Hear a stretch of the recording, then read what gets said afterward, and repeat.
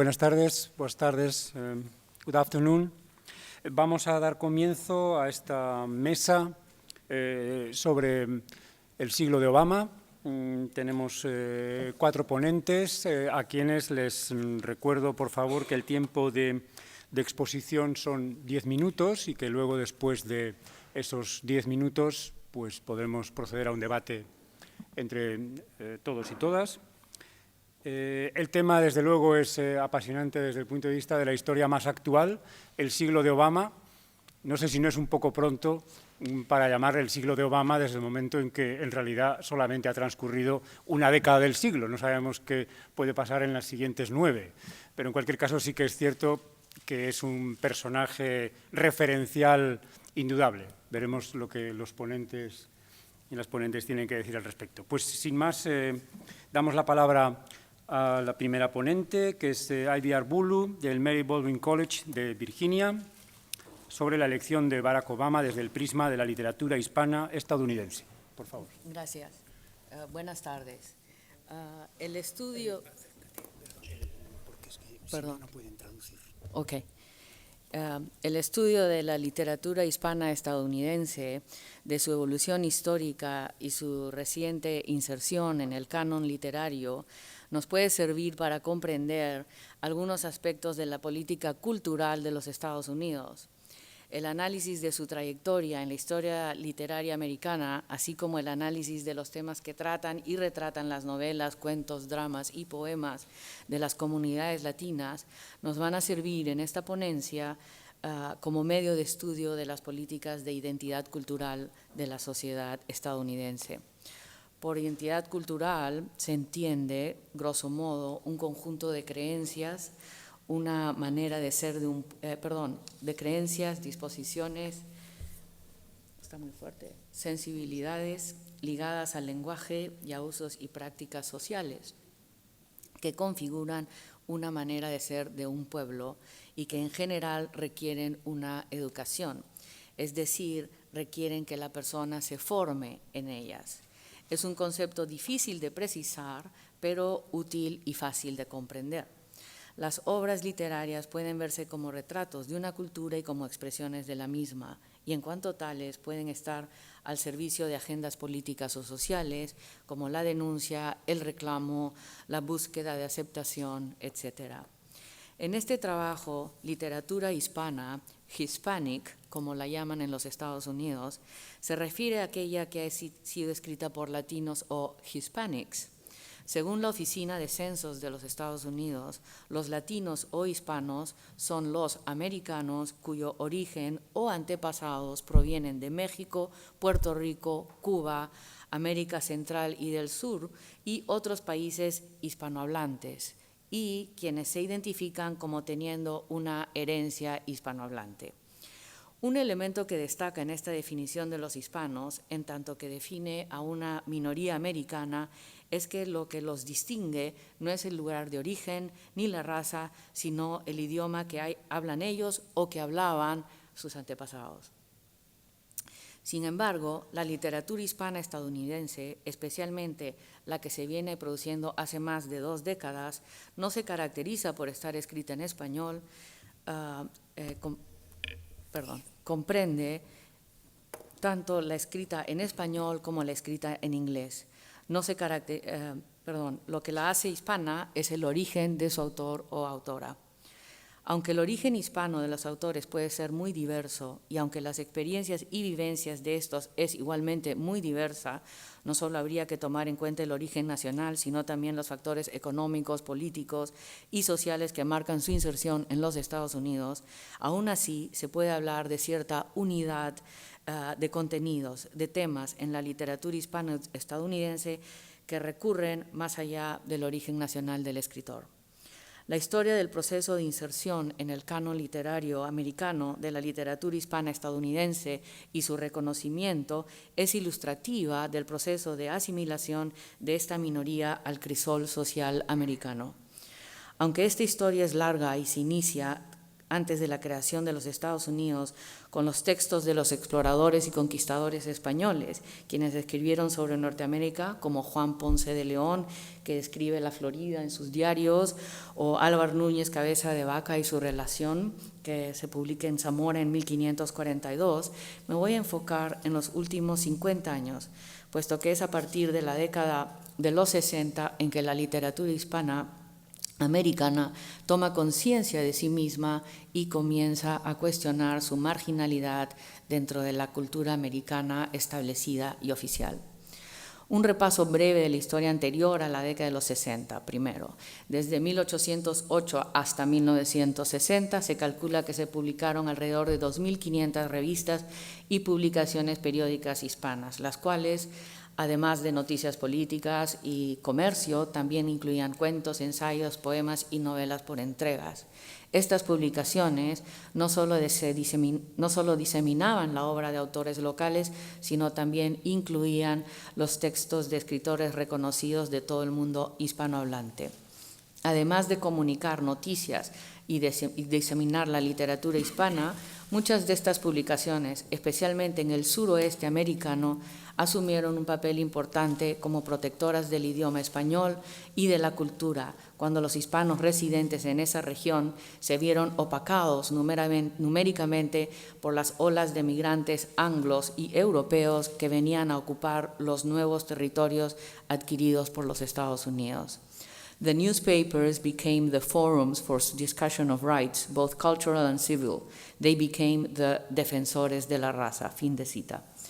Durante los siglos XIX y la primera mitad del XX, la literatura hispana se caracteriza por ser marginal y de circulación regional. Nuevo México, Texas, California, donde había una gran población mexicano-americana, y Nueva York, a donde llegaban los inmigrantes caribeños, los puertorriqueños y cubanos principalmente.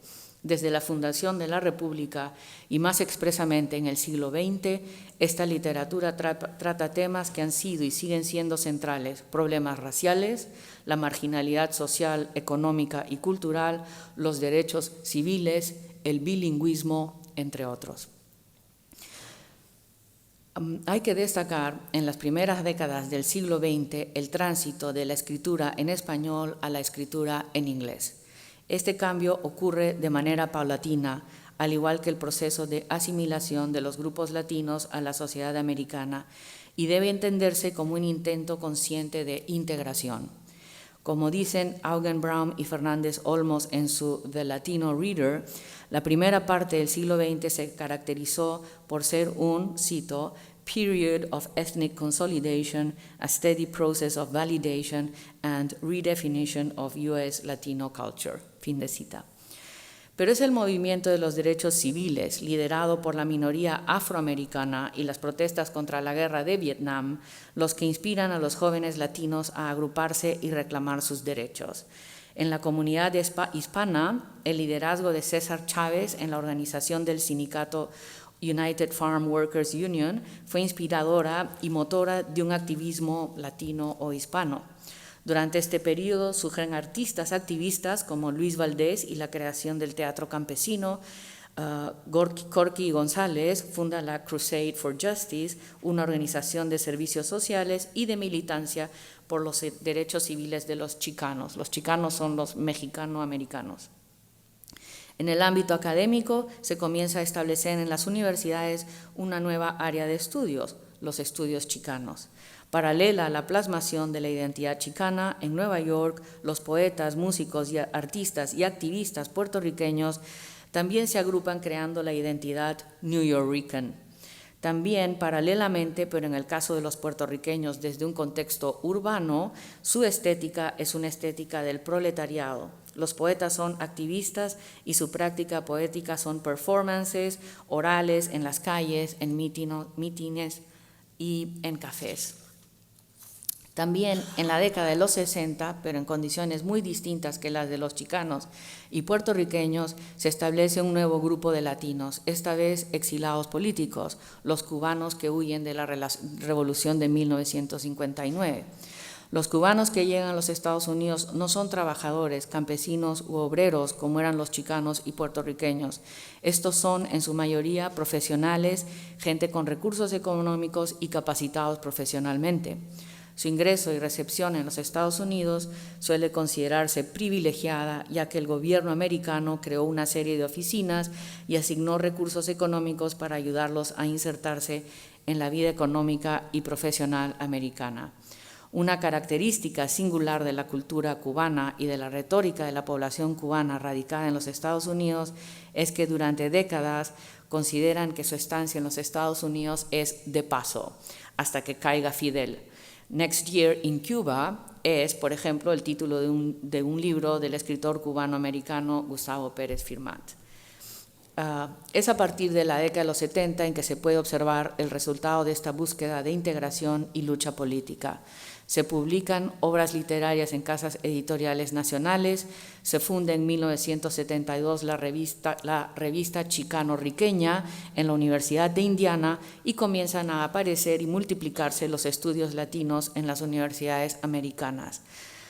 La literatura que se publica en este periodo también refleja esta búsqueda de una definición de identidad y del lugar que ocupan en la sociedad americana, como es el caso de Bless Mi Última, de Rudolfo Anaya, y Generaciones y Semblanzas de Rolando Hinojosa Smith. Es también en la década de los 70 en que el Buró de Censos de los Estados Unidos acuñará el controversial y problemático término Hispanic para identificar oficialmente a esta ya importante minoría cultural, ya que no propiamente étnica. Un elemento importante que este término revela y que es el origen de su problematicidad, puesto que es considerado significativo de la ceguera con que la sociedad americana percibe o no a las comunidades latinas, es su sentido tan amplio y a su vez limitante. La palabra Hispanic ignora las diferencias nacionales y las agrupa en una sola unidad y reduce a una población muy diversa al uso de un idioma. A partir de la década de los 80 en adelante, se puede decir que la literatura y cultura hispanas ya han sido asimiladas a la cultura americana como un grupo indiferenciado, desde la perspectiva, digamos, establecida y oficial, el llamado mainstream, ya que las distintas comunidades latinas sí se distinguen en términos nacionales. Significativamente, en 1986, la revista Chicana-Riqueña cambia su nombre a The Americas Review, reconociendo que la comunidad hispana o latina en los Estados Unidos no se reduce a dos grupos y que la revista, si quiere ser representativa, necesita incluir. Así, el nuevo nombre responde a, cito, the increased presence of Hispanics in the USA, notably with greater presence of other Hispanic groups whose creative expression also needed to be seen and heard. Fin de cita. En la década de los 80 y más clara y abundantemente en los 90, la literatura latina estadounidense entra de pleno en el mainstream americano. Es una literatura escrita en inglés. Formalmente se acerca más a las normas de la literatura angloamericana y sus autores tienen un reconocimiento nacional. La novela que se convierte en el símbolo de este paso a la palestra literaria nacional va a ser también un bestseller, que se llama The House on Mango Street, en 1988, de la novelista y poeta chicana Sandra Cisneros. Como Sandra Cisneros, muchos de los escritores de esta generación son escritores profesionales que han estudiado en programas de posgrado de escritura y que además son críticos literarios y profesores universitarios, como Gustavo Pérez Firmat y la puertorriqueña Rosario Ferré. Por otro lado, la tradición literaria hispanoamericana comienza a aparecer en las historias literarias americanas, como por ejemplo la Columbia Literary History of the United States, pero con sus limitaciones. Tengo que tomar una decisión sobre a dónde voy a saltar ahorita. Sí. Desde una perspectiva exterior a la cultura norteamericana, el significado el segundo punto que quisiera señalar estoy ignorando el primero obviamente, es que esta celebración de la diversidad cultural, este multiculturalismo americano, es una política que reconoce al otro en su ser americano. Y es aquí donde podemos apreciar lo que yo considero el verdadero significado de la elección de Obama hace 2 años.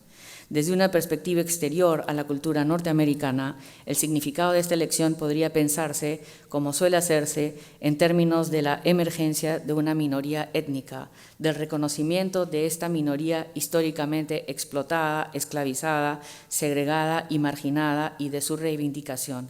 Desde esta perspectiva, la elección de Obama sería parte de algo parecido, con diferencias y matices para miembros de la misma familia, a los procesos de emergencia y reivindicación cultural indígena que se han dado al sur en el continente americano. Incluso mucho del discurso local en los medios de prensa de los Estados Unidos puede parecer confirmación de esta visión del significado histórico de esa elección. Sin embargo, esto no me parece del todo correcto. Hay una diferencia sutil pero importante que se puede apreciar luego de este breve recuento histórico. El significado de la elección de Obama no es tanto reivindicativo, sino que es más bien asimilativo. Finalmente, esa minoría ha pasado a ser integrada plenamente en los Estados Unidos. Es ahora parte homogénea de esa sociedad y su proclamado multiculturalismo. Igualmente, comprendemos ahora que lo hispano de los Hispanics está en proceso ahora ya franco y claro de pasar a no ser nada distinto que lo italiano de Frank Sinatra o lo alemán de Eisenhower. Con Obama, entonces, no solamente los afroamericanos, sino también los hispanos han pasado a ser plenamente estadounidenses y, justamente al serlo, han fijado un lugar para la identidad Hispanic American dentro de la cultura de ese país, al lado de otras tantas designaciones similares. Gracias.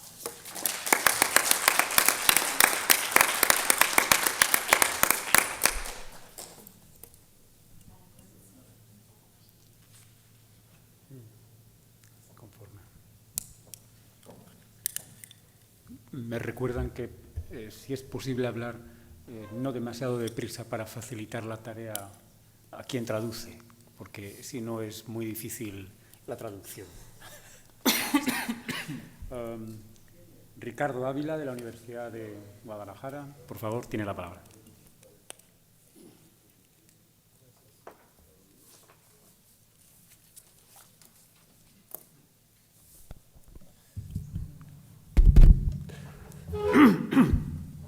Buenas tardes.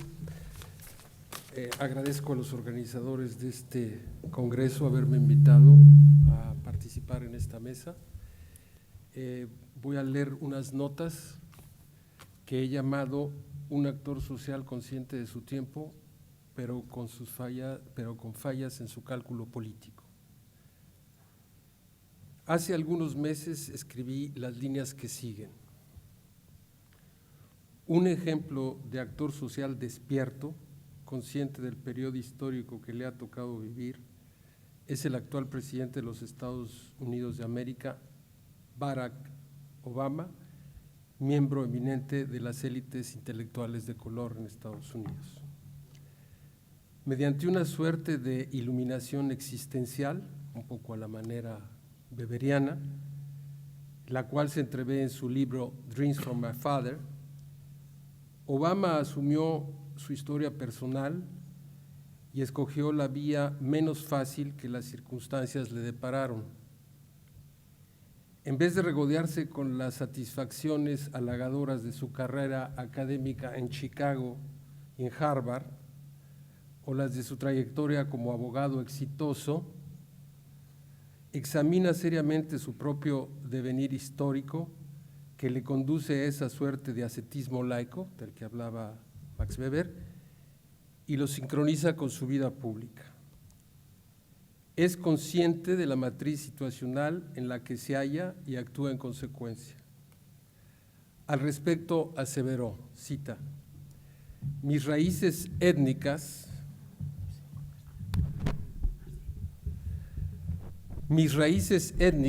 que no las considera impedimento, sino circunstancia propicia, son una gran oportunidad para crear puentes entre personas para movilizar voluntades. Fin de cita. de Obama. Muestra claridad de propósitos y voluntad política para dirigir acciones colectivas y construir alternativas sociales en el ámbito público, más allá del cómodo círculo personal. Por otra parte, se casa con Michelle Robinson, una abogada mejor situada que él, tanto en lo profesional como en lo económico.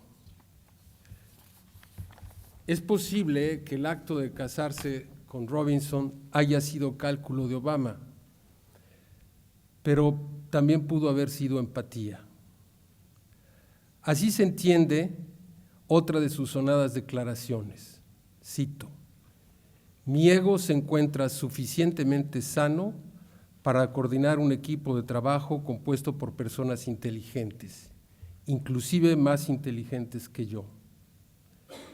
Esa actitud le permite conjugar a personas de probada inteligencia y experiencia para constituir su equipo de trabajo". Hasta aquí las comillas de la cita que escribí hace algunos meses.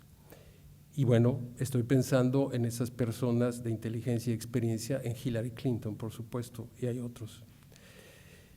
Después de haber reflexionado sobre el caso Obama y viendo el título de esta mesa, me parece un poco desmedido hablar del siglo de Obama, cuando apenas tiene 2 años en la presidencia de los Estados Unidos de América. Tal vez sería más apropiado hablar con rigor sociológico, historiográfico, de la decadencia del imperio norteamericano, una decadencia que ya se entrevé y que será lenta, prolongada y conflictiva. Obama llega al poder debido a varias circunstancias, menciono 4. Un gran desgaste del conservadurismo norteamericano, representado en última instancia por el clan Bush. Una crisis económica que prácticamente le estalla o le estallan en las manos. Ojo, le estallan en las manos. 3, con lo que queda de tradición liberal norteamericana. Esto también es un elemento importante. Y 4, con una excelente estrategia de campaña, utilizando medios electrónicos, muy vivo, donde rebasa finalmente a la Clinton. No hay que olvidar tampoco, para hablar del siglo de Obama, que él es el presidente del imperio en turno, y aunque él mismo lo desease, no podría comportarse de otro modo. Antes de un posible comportamiento radical, si haya la razón de Estado. Y ahí él estará limitado, lo ha demostrado, para hacer muchas cosas. Un botón de muestra de esta razón de Estado son los comentarios que acaba de hacerle al presidente Felipe Calderón de México respecto de la irresponsabilidad de Julian Assange y su portal de Wikileaks por haber dado a conocer documentos secretos sobre la relación entre México y Estados Unidos. Esos documentos, específicamente 4 o 6 nomás, hablaban de la inconsistencia, la incoherencia, la falta de probidad, la corrupción de diferentes cuerpos policíacos y militares en México para luchar contra el crimen organizado, contra el narcotráfico. Obama no ha dicho una palabra, ni siquiera la ha dicho Gates, su secretario del Pentágono, el responsable del Pentágono, de donde salen la mayor parte de sus documentos. Su caballo de batalla justamente ha sido Hillary Clinton, pero cuando habla en corto con un homólogo, un hombre de poder, le dice que eso es una irresponsabilidad. Lo hace como hombre de Estado, no lo hace como iluminado. Y hay que decir aquí que Assange no robó la información, se la filtraron. La primera y centralísima tarea de Obama, desde mi punto de vista, si hubiese sido un animal político clásico, hubiese sido la de restablecer la economía lo mejor posible para temperar de esa suerte el pragmatismo norteamericano esencial. Time is money. Si hoy hay un problema muy serio con la caída de la aceptación de Obama como presidente, es justamente que no ha resuelto el problema fundamental del empleo y de la reanimación económica en Estados Unidos. Incluso ya sabiendo que la OCDE, pero sobre todo el consenso de Washington, sotto voce, había advertido que la crisis económica se prolongaría mucho más del tiempo calculado. En este sentido, uno de sus más ilustres profesores en Harvard, Roberto Mangabeira Unger, ya había dicho cuando Obama llegó a la Casa Blanca que era lento para tomar decisiones.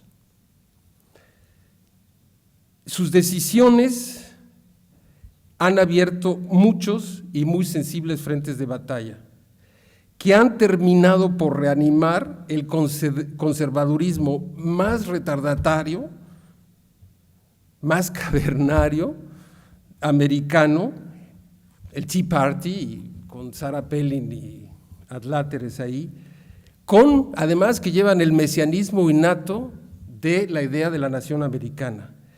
Y en ese sentido, su legado, el legado de Obama, desde mi punto de vista, será contrario al de sus intenciones. Empero, si somos objetivos históricamente, no hay que ver a Obama como el villano de la no redención norteamericana. No hay redención. Vuelvo a la cita que leía, que escribí hace unos meses. Luego de casi 2 años al frente de la Casa Blanca, una vez enfrentado el ejercicio de poder contingente, no el de la campaña electoral, su cálculo político ha fallado. Lo muestra palmariamente el resultado de las elecciones de noviembre pasado. Lo más probable es que Barack Obama sea presidente de un solo mandato, como lo fue Jimmy Carter, pero quizás lo peor que ha provocado su política de mal cálculo es que ha terminado por reagrupar al espíritu más conservador de la sociedad norteamericana, con lo cual a partir de 2013 conozcamos un nuevo periodo de radicalismo conservador en los Estados Unidos de América. Esto, por supuesto, tendrá consecuencias globales, más aún de cara a un contexto económico, como ya se ha dicho aquí, que no termina por replantearse. Para concluir y responder de manera brevísima a la última frase de la convocatoria de esta mesa, es decir, los otros aspectos históricamente relevantes del inicio del nuevo siglo, me gustaría decir lo siguiente y concluir con ello. Preveo una complejización creciente y tensión de las relaciones sociales globales, donde China jugará un papel central, lo está haciendo en ascenso, y los Estados Unidos en un largo declive. 2, un papel de segundo orden importante jugado por la Unión Europea, pero probablemente más por el grupo de BRIC, y en ese sentido yo vería sobre todo a la Unión Soviética jugar un papel, porque tiene una tradición de ello, un papel mucho más importante que los otros 3 países componentes de este grupo. Y, por lo tanto, serios problemas globales referidos al cambio climático y otras tensiones sociales. Hace 2 años que llegó Obama y no ha podido firmar el protocolo de Tokio y mucho menos lo podrá hacer ahora. Muchas gracias.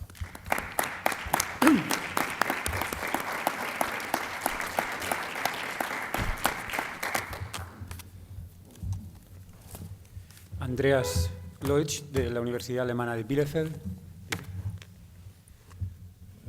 Buenas tardes.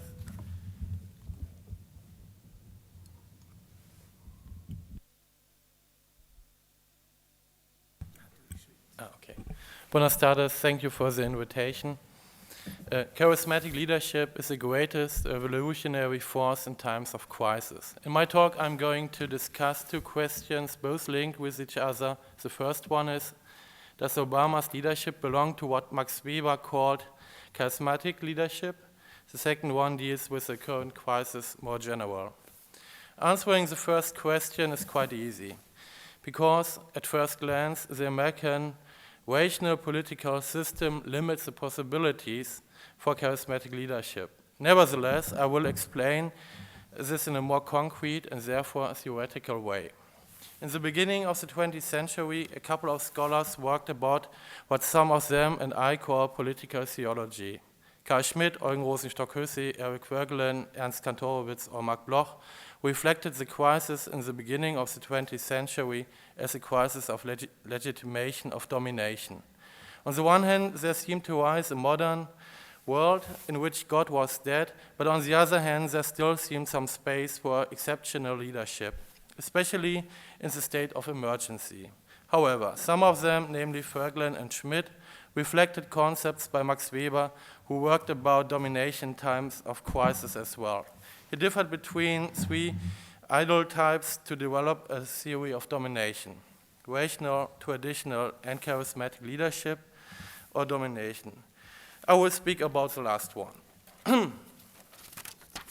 You may know that the concept of charismatic domination became one of the most influential to explain extraordinary actorship in structural or social history. Hans-Ulrich Wehler used this concept to explain Bismarck's and Hitler's role in history, so did Kershaw. Anyway, Obama is neither Bismarck nor Hitler. Even Helmut Schmidt tried to explain Obama's publicity with the same terms. To remind you, I will give some examples why the concept of charismatic leadership does and does not fit to Obama. Obama may have, at first glance, a kind of charisma as actor in times of crisis. Additionally, he promised revolutionary change. He used several semi-charismatic formulas to empower his leadership. He profits from what Weber calls Amtscharisma, the charisma of office as President of the United States. But even people may be interested in change, they would not accept a total change of the American political system at all. You may remind the discussion about the welfare state, to give just one example. Additionally, he never tried to leave the path of democracy for any other kind of domination. Needless to say that he doesn't use even modern oracles or base his power on irrational decisions or extraordinary stuffs and so on, all things Max Weber uses for characterizing charismatic leadership. Nevertheless, he uses his charisma for political purposes. More concrete, he uses his abilities and the charisma of others to promote his policy and his decisions. He started to do so during his campaign, and he still tries, on a lower level, to stabilize his projects throughout using historical formulas. I use this term, formula, in the way you are used to deal with formulas in daily life. A formula is a semantic structure which persists but may be filled with different sense. You may remind your last declaration of income for the taxes or something like that. Obama used three former presidents as symbols he inscribed in his formula of leadership to legitimize his political projects. Altogether, he constructed a kind of pedigree of charismatic leaders for supporting his own leadership. The first one is Abraham Lincoln, who ruled during the Civil War and whose remembrance is deeply connected with the end of slavery in the United States. Therefore, he is a symbol for the equal rights and liberation Obama used when he took the train from Chicago to Washington, like Lincoln did after being elected as President of the United States. That's also a thing he addresses to the black population of the United States especially. Another example is the one of Franklin Delano Roosevelt, who was president during the economic crisis of the 30s and Second World War. Obama's wife reminded the strong wife of Roosevelt and the New Deal when she started to run a kitchen garden at White House, a symbol the Roosevelts used to promote self-responsibility and social equality in the time of depression. The third example is not new, it's the one of JFK and his wife, symbolizing change and youth at the edge of the Cold War. All these examples have one thing in common. They are all linked with a deep crisis, not only in economy, but in politics as well. Another thing they share is that these symbols were used to empower actorship in times of crisis. The Muse completed a formula or a pedigree in crisis, and Obama has used this Muse to construct his own pedigree of leadership. In this sense, these presidents are not historical actors anymore, but institutions in the state of emergency. These institutions have the ability to link future and past for empowering the new policy of Obama. Therefore, we are talking about what some people call the invention of history. So first we talked about formulas for political acting, which must be filled with paradigmatic solutions or examples, like the former presidents. But now I will claim that these actors became institutions. An institution has the ability to give orientation to the people. Institutions are the rules of the game, thing Douglas C. North told. Institutions, for example, values, informal or formal ones, means habits and laws. In other words, the acting of former leaders became a law for acting in a quite similar situation. Following this, they are no historical actors anymore, but institutions, as I told. I know that it makes it not easier that there is a special relationship between actors and institutions. Usually, institutions empower actors and vice versa. So if you make an actor an institution, it's a really important shift. But in the case of Obama, he used former actors to empower his own acting. Nevertheless, this is not so far complex as I try to explain you that this is a kind of invented history. But it is not only, like we are used as historians, a national invention or local invention, it is a global as well.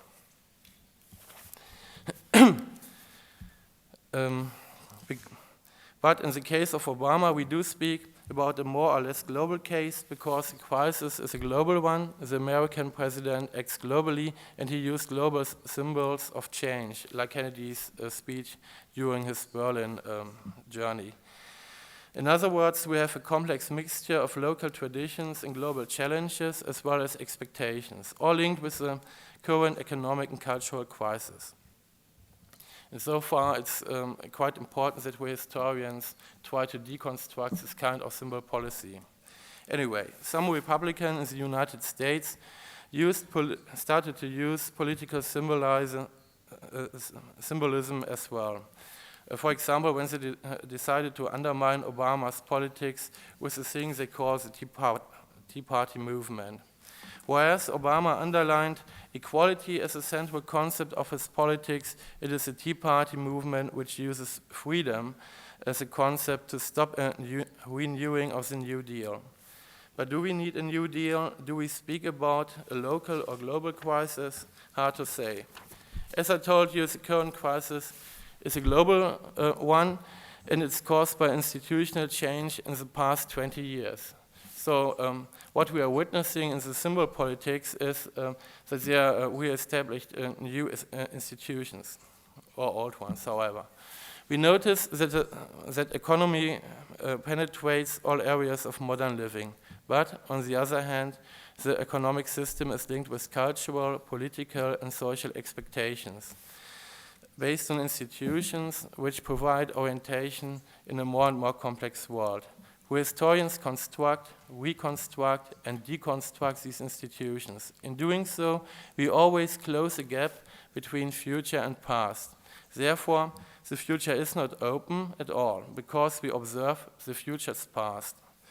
After the hubris of the 90s, the revolution of expectations in the last 10 years, it is our duty to reflect that we are not only observers of the past, but of the future as well, because we spend orientation and in doing so we raise expectations. Summing up, Historians in history are part of the current crisis. We are involved, and we are not observing and writing from an objective, independent position, because we are providing the material for symbol politics, whether we want or not. Maybe historiography is nothing else as a very intelligent way of invention of traditions. Thank you.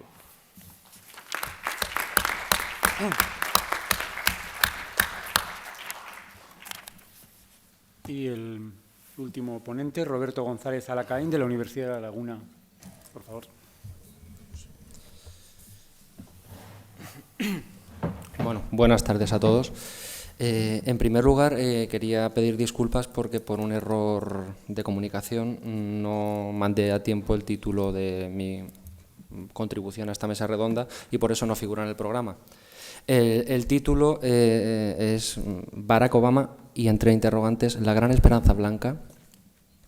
Es la utilización de un título de una película de los años 70 que tiene en común o que evoca simplemente a Barack Obama porque los dos protagonistas son de origen afroamericano. Y lo he utilizado para reflexionar sobre una idea que creo que como historiadores nos tenemos que plantear y es hasta qué punto el hecho identitario de que Barack Obama sea afroamericano es significativo, es sintomático de un cambio en las bases del poder en los Estados Unidos. Si sí o si no, simplemente, ¿no? Es una pregunta. Y trataré de ajustarme al tiempo a exponer qué metodología utilizaríamos o utilizaría un historiador de dentro de 100 años si estuviese ahora, o ahora estuviésemos estudiando un caso de hace... Sí, un poquito, ¿verdad? ¿Se puede traducir así o...? Bien. Pues la metodología que utilizaría un historiador para analizar este mismo proceso. Evidentemente, estamos más cómodos con procesos cerrados, con procesos en los que sabemos cuáles son las consecuencias. Por eso, precisamente, y ya lo ha mencionado alguno de los ponentes, plantearnos si es el siglo de Obama genera dudas. Estamos un poco muy al principio, ¿no? Pero yo lo querría, ya como estamos hablando desde una provincia del imperio, lo querría contextualizar en un contexto un poco más amplio, encauzándolo con otra serie de figuras, no exclusivamente afroamericanas, pero que pueden responder más o menos al mismo patrón, que están empezando a aparecer en la primera línea de la política en el mundo occidental, desde que Margaret Thatcher accedió al poder a finales de los años 70. Y me refiero, y para ello cito a la conferencia plenaria que dio inicio a este congreso ayer, a esa definición que hacía el profesor España sobre el poder. El poder en la actualidad era esencialmente blanco, occidental, y yo añadiría, porque creo que no recuerdo, pero creo que no lo dijo, yo diría masculino. Entonces, todos esos líderes que no encajan exactamente en el patrón de varón blanco al frente de un gobierno occidental, pues podría ser sintomático de lo que es sintomático, o por el hecho que ha resultado llamativa la elección de Barack Obama, ¿no? Bueno, hay una serie de nombres, todos lo pueden recordar, desde el propio Obama, Evo Morales, en el plano femenino, ya mencionaba Thatcher, pero actualmente Cristina Fernández de Kirchner, Dilma Rousseff ha sido elegida presidenta de Brasil, Angela Merkel es presidenta de una de las potencias europeas, Michelle Bachelet, después de abandonar la presidencia chilena, es la número 2 de las Naciones Unidas. Entonces, son una serie de indicativos que podrían darnos pie a pensar que verdaderamente hay un cambio en las bases de poder, ¿no? Entonces, yo creo que la aportación de la metodología histórica para el análisis de la respuesta afirmativa o negativa a esta cuestión, ¿no? Si es el siglo de Obama o no, Obama es la gran esperanza blanca porque realmente le han puesto ahí el poder blanco occidental masculino, pues porque por una serie de razones podría ser una garantía mayor de acceder al poder, ¿no? Y entonces la propuesta de análisis que pongo para el debate se centra en 3 grandes puntos. La primera sería la financiación de su campaña, que es fundamental en cualquier sistema de democracia representativa y en el caso de los Estados Unidos muy significativamente. Su cuadro de mando una vez elegido, de dónde proviene la gente que le acompaña actualmente y que conforma el gobierno, y el estudio de sus políticas. Bueno, voy a mencionar simplemente 2 o 3 notas al respecto de cada una de ellas que arrojan pues, o muestran el panorama ese de luces y sombras que ya algunos de los ponentes en esta mesa redonda pues, se han encargado de trazar, ¿no? En lo que respecta a la financiación de su campaña, la luz vendría derivada de que recaudó más que ningún candidato en aportaciones de menos de $200, o sea, supuestamente aportaciones del pueblo, aportaciones de gente que confiaba en él.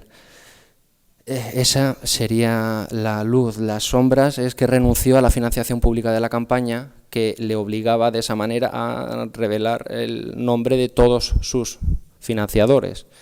Es decir, no permitió que se supiera exactamente todos los apoyos de su campaña. En este primer apartado pues ya tenemos esas luces y sombras de las que me parece que va a salir retratado el señor presidente. En lo que respecta a la elección de cargos, y estoy hablando, igual alguno de los que nos acompaña en la mesa tiene un mayor conocimiento, yo hablo de los que nos llegan aquí, de los nombres a los que tenemos acceso de la administración americana, de las más altas instancias, y empezando por el presidente Joe Biden, blanco, es senador por Delaware desde 1973, o sea que hacerle vicepresidente no debía ser un cambio radical en las bases del poder. Es una persona del establishment y que lleva muchos años en el poder. Había sido ya candidato o había pretendido ser candidato demócrata incluso, o sea que no es un cambio radical.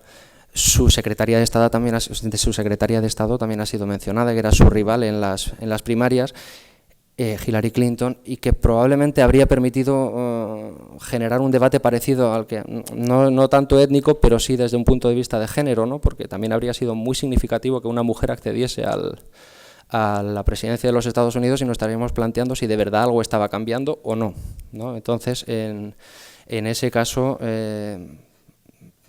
es también muy importante su figura, ocupa una primera línea clarísima de la administración Obama. Y tampoco podemos pensar que sea una nueva incorporación a la política, ¿no? Es la esposa del antiguo presidente, senadora, etcétera, etcétera. El consejero de seguridad, James Jones, ex general de 4 estrellas, también perteneciente a ese establishment. El secretario de Defensa, Robert Gates, es un republicano. Tampoco podemos considerar que sea una ruptura radical. Janet Napolitano es una independiente, pero también su secretaria de Seguridad Interior, pero también perfectamente imbricada en las bases políticas y de poder tradicionales en los Estados Unidos. El fiscal general, Eric Holder, está vinculado a los mandatos de Bill Clinton, lo mismo que la embajadora de la ONU, Susan Elizabeth Rice, que también perteneció a la administración Clinton. Esas serían, esta vez hemos empezado por las sombras, es decir, no parece apreciarse ningún cambio significativo en la administración Obama con respecto a las otras administraciones. Sin embargo, y valiéndome de lo que nos ha expuesto la primera ponente, el impulso a la candidatura de Sonia Sotomayor, primer hispano o hispana que accede a la magistratura del Tribunal Supremo, pues podría estar indicándonos una incorporación de nuevas culturas, o sea, de nuevas etnias o de nuevas, pero he entendido mejor este nombramiento después de lo que nos ha comentado ella, ¿no? Y por último, con respecto al estudio de sus políticas, esas que todavía a diario la vemos en la prensa incluso española, pues las políticas sociales las conocemos todos y son una bandera de su campaña. La reforma sanitaria, que está peleando día a día contra los tribunales y contra los republicanos. Una de sus primeras decisiones fue permitir la investigación con células madre, también un cambio bastante radical con respecto a anteriores administraciones. Lo que nos permitiría, o sea, estas políticas sociales parece que nos podrían permitir interpretar que estamos ante un tiempo nuevo, un cambio. Sin embargo, si analizamos la política económica, pues vemos que, como ocurre en otros contextos, el plan de estímulo económico ha sido dotado con bastante menos dinero que el plan de rescate del mercado financiero, e incluso en la administración Obama. sin contar con la que ya le había aportado la administración Bush al mercado financiero, ¿no? Entonces, hay determinadas decisiones que pues, son brillantes, pero el conjunto tampoco parece aportar unos cambios excesivamente significativos, ¿no?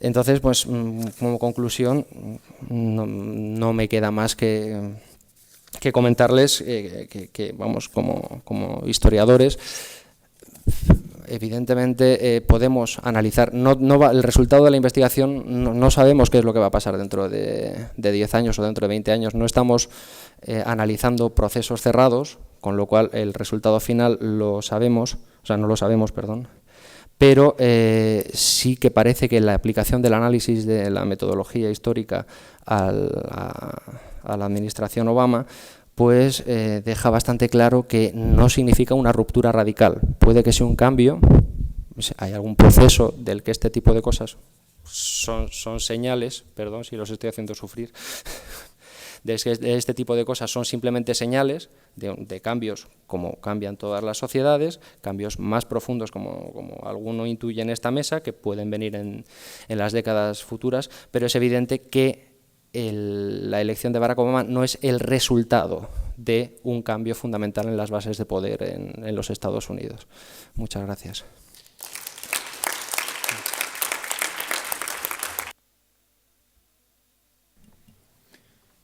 Gracias a los ponentes por sus intervenciones y por el respeto al tiempo establecido. Se abre un debate. Invito también a los ponentes, si quieren, a debatir entre ellos. Sí, por favor.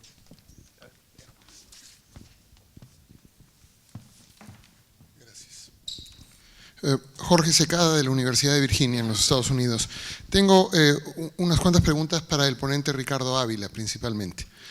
La primera es si no le parece pertinente distinguir entre el conservadurismo como un movimiento político amplio y el gobierno de Bush. Yo creo que esa distinción es fundamental y que lo que estaba en crisis era el gobierno de Bush, pero no el movimiento político conservador dentro de los Estados Unidos. Y luego, si no le parece pertinente también distinguir dentro del movimiento político conservador en los Estados Unidos entre las siguientes vertientes: el conservadurismo político, el ultraindividualismo, que por ejemplo puede estar encontrado con el conservadurismo político en cuanto que va a defender expresiones individuales como la quema de la bandera de los Estados Unidos, que para un conservador político son inaceptables, y el conservadurismo religioso, que va a introducir al conservadurismo político aspectos de fundamentalismo cristiano peculiares a los Estados Unidos. En segundo lugar, si no le parece que en cuanto al Tea Party hay un aspecto de este movimiento que es un aspecto más bien de frustración popular. Frustración popular frente, generalmente de la clase media, frente a un proceso que lleva 2 o 3 décadas, en donde una élite ha acumulado una cantidad gigantesca de poder y de dinero a costa de la clase media, justamente, y los sectores populares. Y que más bien lo que ha sucedido es que este movimiento de frustración popular se da en un contexto conservador y no en un contexto liberal, y por lo tanto se ve ligado a otras expresiones que no son propiamente de reivindicativas. Una pregunta muy breve, muy general sobre si al decir que Obama se ve limitado por la lógica de ser el líder de un imperio, no se está tácitamente dando por sentado que esa lógica es inevitable. Cosa que yo cuestionaría.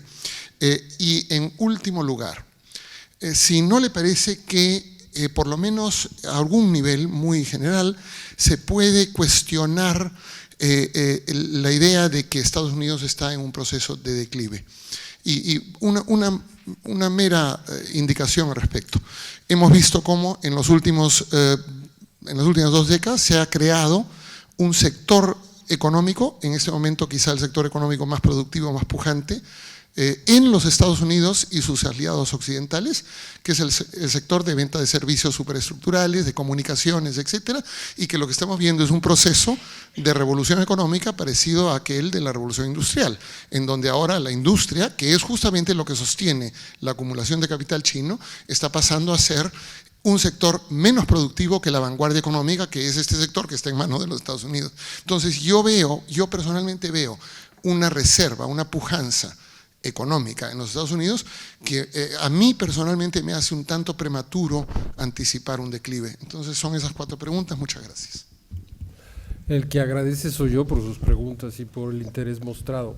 Bueno, debo decir en primer lugar que no soy especialista en Obama. Yo quería de hecho participar en otra mesa redonda, pero sí, lo debo decir, pero bueno, me intereso en observar los fenómenos sociales.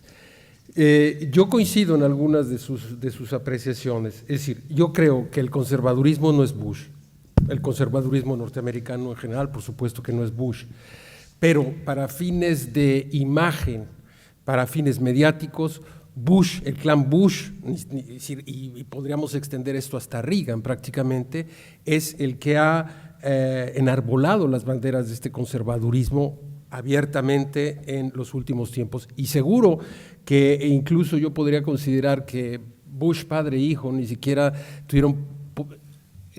enarbolaron, no estaban convencidos de posiciones mucho más radicales, vamos a decir, a la derecha, si se me permite el término, como el anterior secretario de la Defensa, Rumsfeld, por ejemplo, o el vicepresidente del mismo Bush, ¿no? Ya no recuerdo su nombre, bueno, Cheney. Por supuesto que hay una diferencia en el conservadurismo general como ideología a la que se liga mucha gente en la que se siente identificado, muchos norteamericanos hablando de problemas de identidad. El individualismo conservador norteamericano, que es el que hace crecer a la nación americana, el que la funda, y el conservadurismo religioso, del que por cierto participa una buena parte de la población afroamericana. Sin embargo, el asunto aquí es que estamos analizando un fenómeno complejísimo que, con una especie de prospectiva que es difícil analizar bajo trazos finos por las razones de la complejidad del tema y por el tiempo que tenemos para expresarlo. Ahora, respecto del Tea Party, estoy de acuerdo que es cierto, hay unas clases medias norteamericanas que han estado, como dice la expresión francesa, están au bout de rouleau, ¿no? Es decir, están hasta el gorro, como diríamos en México, de la carga económica que ha sido llevar al imperio en las últimas décadas. Pero aquí yo creo que la cuestión habría que ponerla en quién mece la cuna, como decimos en México. Sí, no nada más quién, cómo están reaccionando quiénes, sino quién está detrás de eso. Es decir, el regreso de Sarah Palin después de la elección es verdaderamente sorprendente, visto a primera vista, digamos, en una nación que se plantea como el adalid de la democracia. Pero ahí está, y no se me haría raro en un momento dado que Palin jugara un papel muy importante en la próxima elección presidencial. Ahora, sí, efectivamente, es también otro trazo muy grosero hablar de Obama como el líder del imperio, pero finalmente, un poco acogiéndome a lo que ha dicho mi colega de la Universidad de La Laguna, mi colega González, estos claroscuros en la constitución del ejercicio del poder del gobierno de Obama llevan justamente a pensar que él ha estado completamente cogido de las circunstancias para poder plantearse cambios significativos. Cuando yo digo que es un actor social consciente de su tiempo, estoy convencido de que Obama representa, utilizando símbolos, pero presenta las más profundas convicciones liberales de Estados Unidos. Sin embargo, una cosa es que esté convencido de ellas y otra cosa es que pueda llevar a la práctica el ejercicio del poder. Pero no es el poder de Ghana, no es el poder de Bangladesh, es el poder de Estados Unidos, con todo lo que esto implica